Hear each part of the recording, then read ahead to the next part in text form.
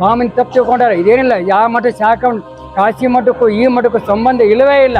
ಇವತ್ತಿಗೂ ಆ ಡಬ್ಬಿಲಿಟ್ಟು ಅವ್ರ ಪೂಜೆಯನ್ನು ಮಾಡಿಕೊಂಡು ಬಂದಿತ್ತ. ಇದರ ಮುಖಾಂತರವಾಗಿ ಜೀವವನ್ನು ಬಿಟ್ಟಿರ್ತಕ್ಕಂಥ ವ್ಯಕ್ತಿ, ಭಸ್ಮ ಲೇಪಿಸಿ ಸತ್ತಂತ ಆಕಳಿಗೆ ಮರುಜೀವನ ಕೊಟ್ಟಂತ ವ್ಯಕ್ತಿ.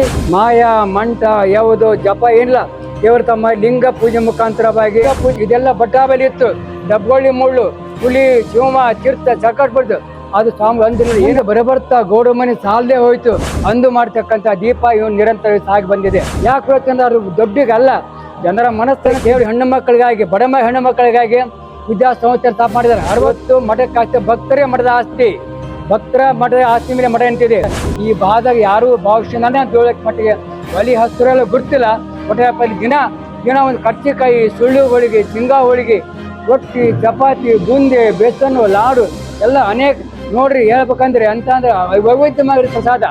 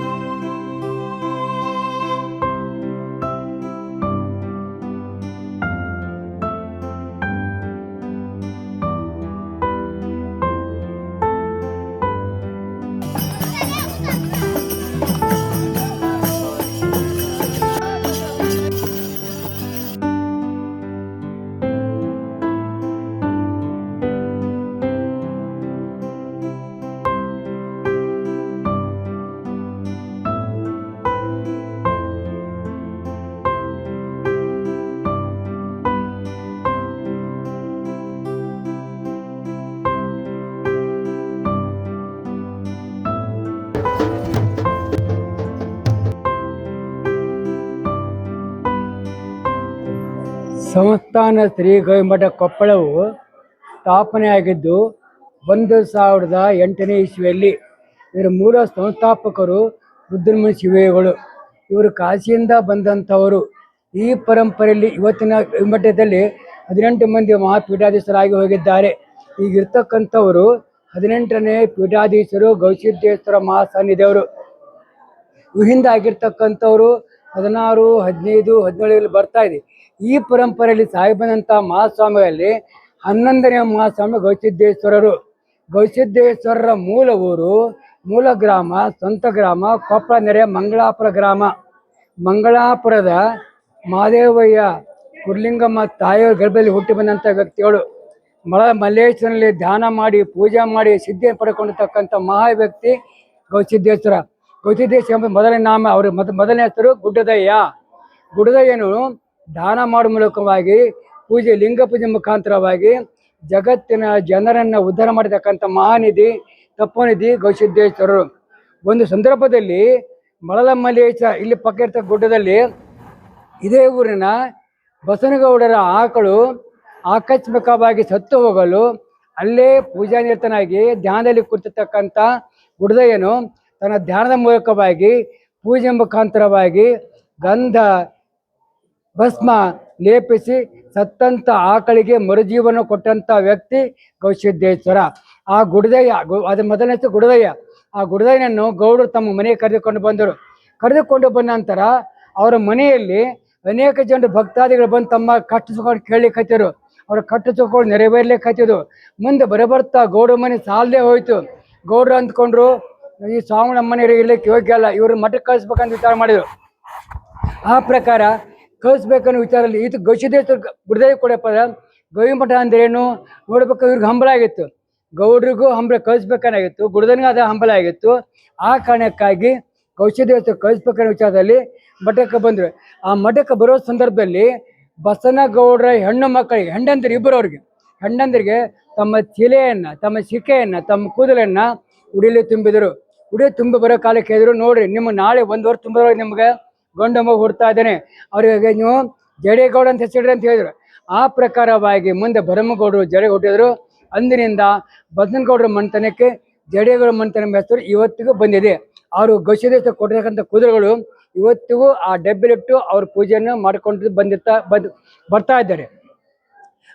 ಗವಿಮಠಕ್ಕೆ ಬಂದ ಮೇಲೆ ಇಲ್ಲಿರ್ತಕ್ಕಂಥ ಸ್ವಾಮಿಗಳು 10ನೇ ಮಹಾಸ್ವಾಮಿ ಚನ್ನಬಸವ ಮಹಾಸ್ವಾಮಿ ಇದ್ದರು. ಚನ್ನಬಸವ ಮಹಾಸ್ವಾಮಿಯವರು ಗವಿಸಿದ್ದೇಶ್ವರನಿಗೆ ಸಕಲ ವೀರಶೈವ ಧರ್ಮ ಸಿದ್ಧಾಂತವನ್ನ ತಿಳಿಸಿ ಹೇಳಿ ಎಲ್ಲ ಆತನಿಗೆ ಒಳ್ಳೆ ಸಂಸ್ಕೃತಿ ವ್ಯಕ್ತ ಮಾಡಿದರು. ಹೆಚ್ಚಿನ ಜ್ಞಾನ ಕೊಟ್ಟರು. ಮುಂದೆ ಆ ಗುಡದಯ್ಯ ಪೂಜ್ಯರ ಪ್ರೀತಿಗೆ ಪಾತ್ರನಾಗಿ ಇರತಕ್ಕಂಥ ಅನ್ನದಾಸೋಹ, ಅಕ್ಕದಾಸೋಹ, ಅಧ್ಯಾತ್ಮದಾಸ, ತ್ರಿವಿಧ ದಾಸೋಹ ನಿರಂತರವಾಗಿ ಮಾಡಿಕೊಂಡು ಬಂದ. ಗುರುಗಳ ಪ್ರೀತಿಗೆ ಪಾತ್ರನಾದ. ಮುಂದೆ ಚನ್ನಬಸವ ಮಹಾಸ್ವಾಮಿ ಅವರು ಅದೇ ಗುಡದಯ್ಯನಿಗೆ ಗವಿಸಿದ್ದೇಶ್ವರ ಮಹಾಸ್ವಾಮಿ ಹೆಸರಿಟ್ಟು 11ನೇ ಪೀಠಾಧೀಶ್ವರನಾಗಿ ಮಾಡಿದರು. 11ನೇ ಪೀಠಾಧೀಶ್ವರ ಮಾಡಿದ ನಂತರ ಆತ ಉಜ್ವಲವಾಗಿ ಬೆಳೆದ. ಬಹಳ ತಮ್ಮ ತಪಶಕ್ತಿಯಿಂದ ಮಾಯಾ ಮಂಟ ಯಾವುದು ಜಪ ಏನಿಲ್ಲ, ಕೇವಲ ತಮ್ಮ ಲಿಂಗ ಪೂಜೆ ಮುಖಾಂತರವಾಗಿ ಜನರ ಉದ್ಧಾರ ಮಾಡ್ತಕ್ಕಂಥ ವ್ಯಕ್ತಿ ಗವಿಸಿದ್ದೇಶ್ವರ. ನಮ್ಮ ಇಲ್ಲಿ ಹೈದರಾಬಾದ್ ನವಾಬರಿಗೆ ಕುಷ್ಠರೋಗ ಅಂಟಿಕೊಂಡಿತ್ತು. ಆ ಕುಷ್ಠ ಅಂಟಿಕೊಂಡ ಕಾಲಕ್ಕೆ ಕೊಪ್ಪಳಕ್ಕೆ ಬಂದರು. ಕೊಪ್ಪಳಕ್ಕೆ ಬಂದ ನಂತರ ಆ ಕುಷ್ಠರೋಗವನ್ನು ತಮ್ಮ ಇಲ್ಲಿರ್ತಕ್ಕಂಥ ಮಠದಲ್ಲಿರ್ತಕ್ಕ ಪ್ರಸಾದ ರಬ್ಬಳಿ ಪ್ರಸಾದವನ್ನು ಕೊಟ್ಟು ಅವರಿಗೆ ತಿರುತಕ್ಕಂಥ ರೋಗವನ್ನು ನಿವಾರಣೆ ಮಾಡಿದರು ಗವಿಸಿದ್ದೇಶ್ವರ. ಹೀಗೆ ಆಮೇಲೆ ನಮ್ಮ ಹೆಣ್ಣು ಕೂಸನ್ನು ಗಂಡು ಮಾಡ್ತಕ್ಕಂಥ ಗವಿಸಿದ್ದೇಶ್ವರರು, ಕುಡ್ರಿಗೆ ಕಣ್ಣನ್ನು ಕೊಟ್ಟರು, ಕುಂಟ್ರಿಗೆ ಕಾಲನ್ನು ಕೊಟ್ಟರು. ಹೀಗೆ ಅನೇಕ ಪಾಡು ಮಾಡ್ತಕ್ಕಂಥವ್ರು ಗವಿಸಿದ್ದೇಶ್ವರರು. ಈ ರೀತಿಯಾಗಿ ಮಳೆ ಮಳೆಯನ್ನು ಕೊಟ್ಟಿರ್ತಕ್ಕ ವ್ಯಕ್ತಿ ಅನೇಕ ಪೌಡಗಳು ಮಾಡಿದೆ. ಇಂಥ ಪೌಡಗಳು ನೋಡಿ, ಇದು ಕಾರ್ಯತತ್ವ ನೋಡಿ ಗುರುಗಳೇ ಮಾಡಿದ್ರು. ಚನ್ನಬಸವ ಸ್ವಾಮಿ ಹೇಳಿದ್ರು, ಗವಿಸಿದ್ದೇಶ ನಂದು ಮುಗಿದ ಕೆಲಸ, ನಾ ಇರೋದಿಲ್ಲಪ್ಪ, ನೀ ಎಲ್ಲ ನೋಡ್ಕೊಂಡು ಮುಂದೆ ಕಾರ್ಯಕ್ಕೆ ಅಂತ ಹೇಳಿದ್ರು. ಅಂದುಕೊಳ್ಳಿ ಬಹಳ ಸಣ್ಣ ವ್ಯಕ್ತಿ, 18-20-30 ವರ್ಷ ಇರ್ಬೋದು. ಬಾಧನಾಗಿಲ್ಲ ಲಿಂಗಾಯಕರು. ನಾನು ತಾರೀಕು ಕೂಡ ಹೇಳ್ತಾ ಇದ್ದೇನೆ.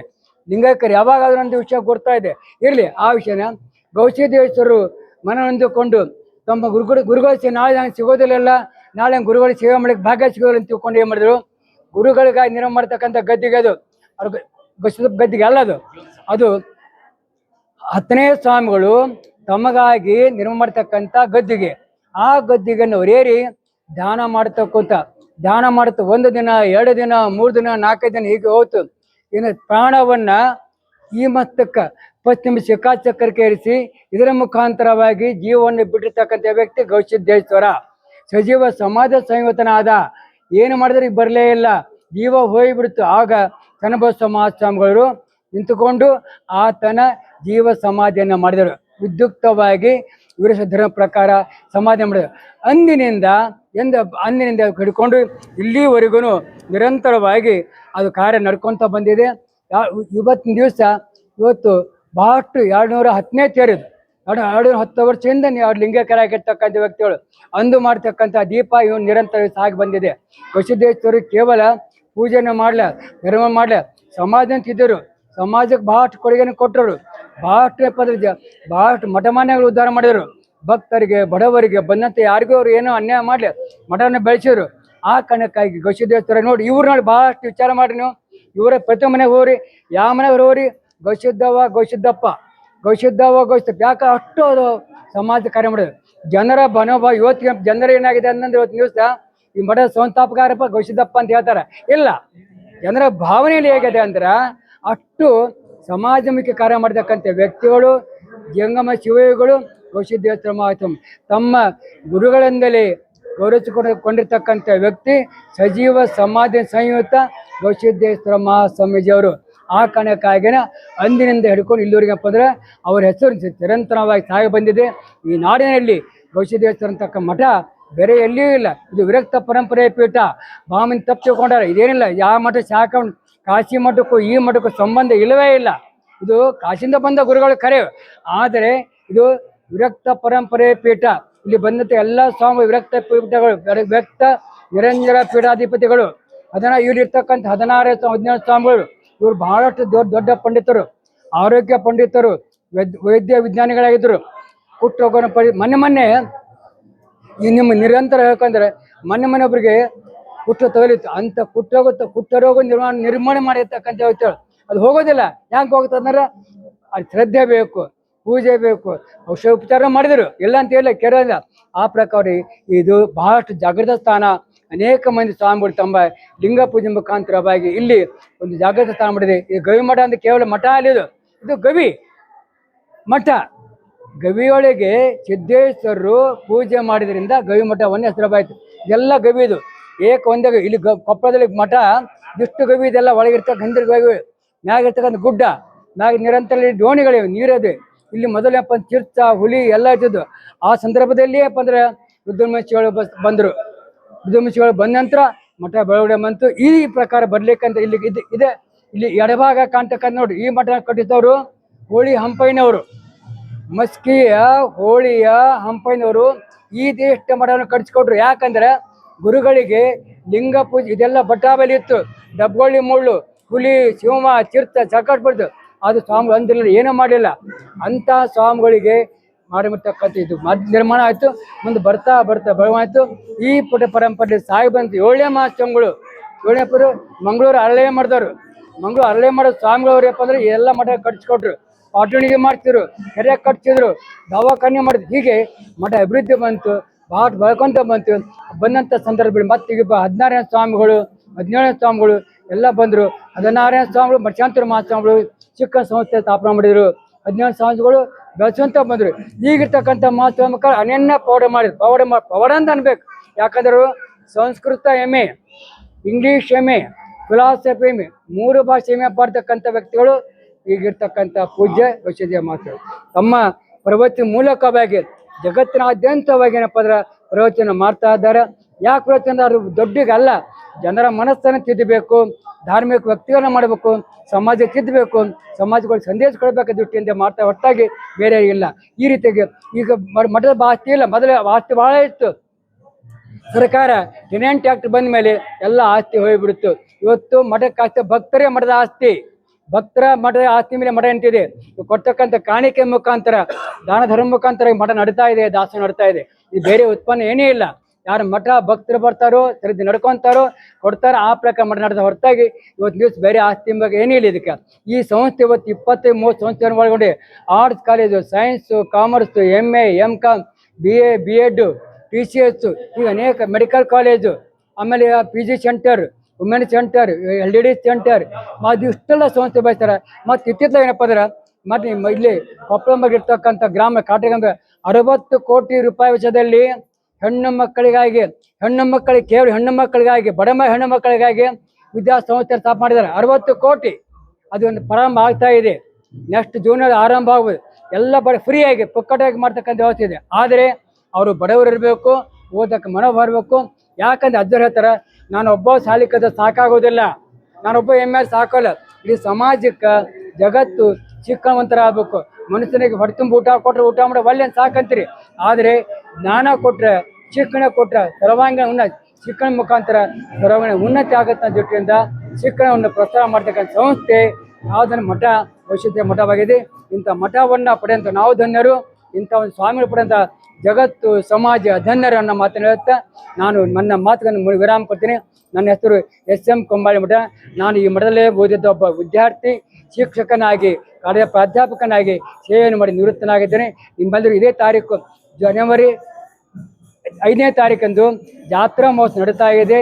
ಜಾತ್ರೆ ನೋಡಿ ಕಣ್ತುಂಬಿಕೊಳ್ಳಬೇಕು. ಜಾತ್ರೆ ಬರ್ತಕ್ಕಂಥ ಎಲ್ಲ ಸಮಾಜ ನೋಡಬೇಕು, ಪ್ರಸಾದವನ್ನು ನೋಡಬೇಕು. ಸರ್, ಒಂದು ಮಾತನ್ನೇ ನಿಮ್ಗೆ ಹೇಳ್ತಾ ಇದ್ದೇನೆ. ಯಾರಾದರೂ ದೇವ್ರದ ಮನೆಗೆ ಒಬ್ಬ ವ್ಯಕ್ತಿ ಬಂದರೆ ಮಾಡ್ಲಿಕ್ಕೆ ಆಗೋದಿಲ್ಲ. ಲಕ್ಷ ಜನರು ಬಂದಪ್ಪ, ಲಕ್ಷ ಜನರಿಗೆ ಮೈಸೂರು ಪಾಕು, ಬುಂದೆ ಉಂಡಿ, ಮಿಚ್ಚಿ ಕೊಡ್ಲಿಕ್ಕೆ ಅಂತ ಕೊಡ್ತಕ್ಕ ವ್ಯವಸ್ಥೆ ಇದೆ. ಹಾಸ್ಕೊಳ್ಳಿಕ್ಕೆ ಹೊಚ್ಕೊಳ್ಳಿಕ್ಕೆ ವ್ಯವಸ್ಥೆ ಮಾಡ್ತಕ್ಕಂಥ. ಸರ್, ಊಟ ಮಾಡಿದ್ಮೇಲೆ ನೀವೇನು ಕೊಡ್ತೀರಿ? ಪಾನ್ ಕೊಡ್ತಾರೆ, ಎಲ್ಲರೂ ಕೊಡ್ತಾರೆ, ಬೀರು ಕೊಡೋಗಲ್ಲ, ಮನೆಗೆ ಕೊಡೋಗಲ್ಲ, ಅಡಿಕೆ ಕೊಡೋ ಅಂಥದ್ದಪ್ಪ.